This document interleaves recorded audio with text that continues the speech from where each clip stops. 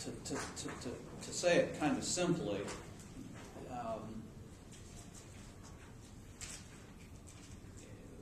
laws have, well, it takes time to develop laws. The legal system works slowly.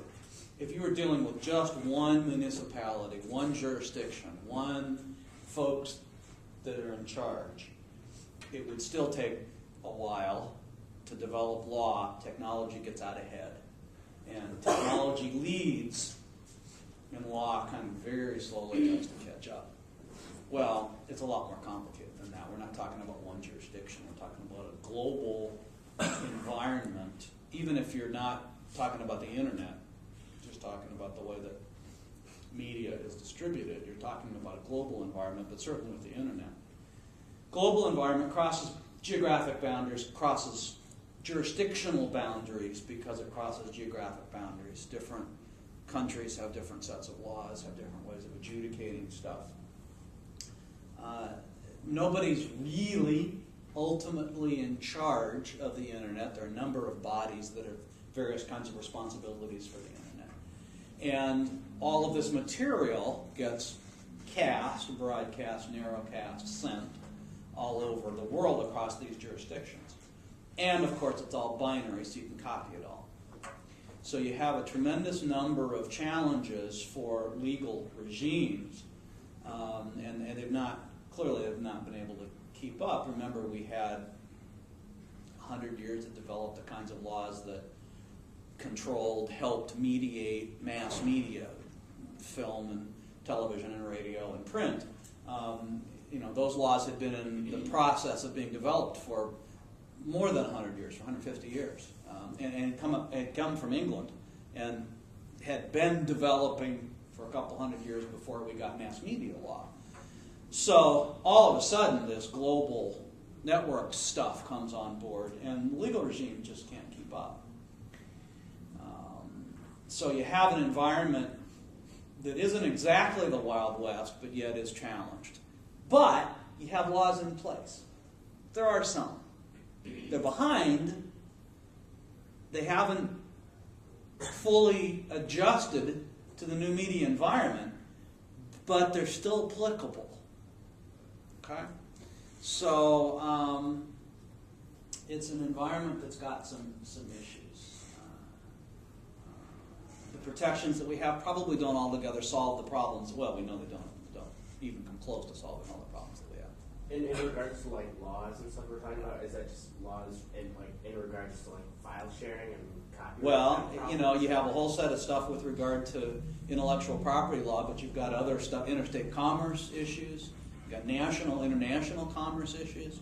You've got, there are lots of different kinds of laws that protect people from what bits can do. Cybersecurity, the Patriot Act in some ways with regard to espionage, the Espionage Act with regard to stealing secrets.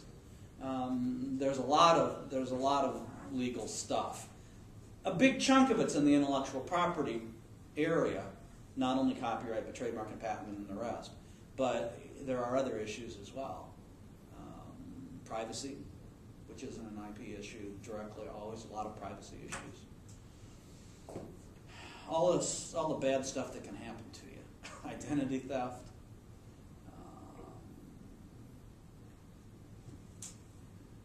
So you've got federal, state, interstate, and national laws that don't altogether work.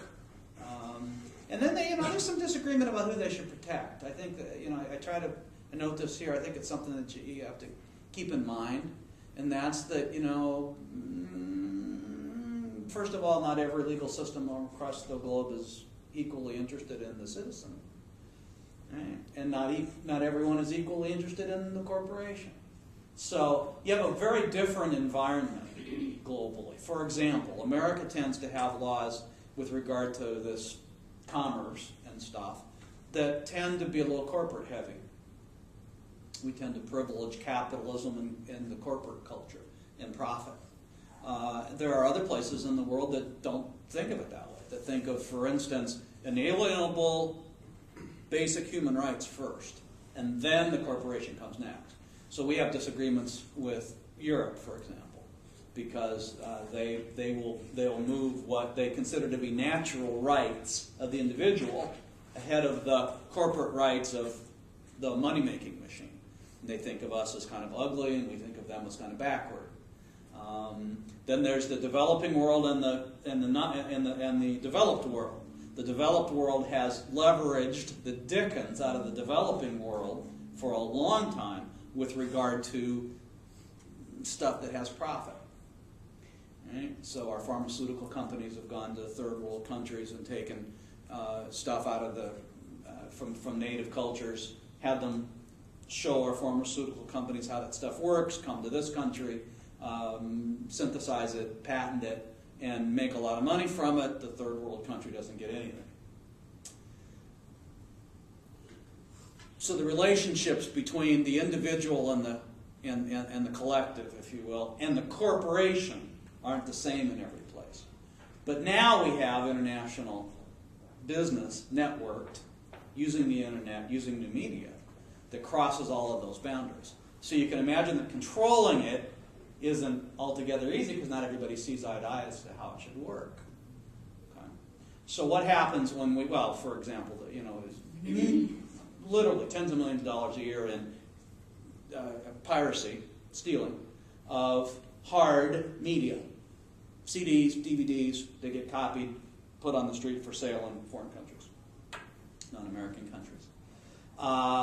Big problem. We have no idea how big it's going to be when it's all downloaded. We know that it's huge, but we don't know even what the dimensions of it are. We know that the markets in hard media are enormous. We try to control it, but it's very difficult to control. There are some countries that the hard media that sells in China, for example, the hard media that's illegal is a larger piece of the market than the hard media that sells that's legal, by far, whether it be software, music, movies, whatever it is. The black market's bigger than the normal market. Now, what happens when all the hard media goes away and it's all download? Is it going to get better? Is that going to get better or worse? So we've got lots of problems with regard to regulating this stuff because the laws aren't the same, and also because we don't legislate this stuff very well. We went in this country 70 years between copyright laws from the 1915s to about 1978 to write a single unified copyright law. It took about 70 years, roughly speaking. As new media has come on, our laws move really slow, and if you don't have a single adjudicating agency, it's difficult to write law for everybody else. So we try to kind of splice it into, for instance, trade agreements. You may have heard lately of something called ACTA.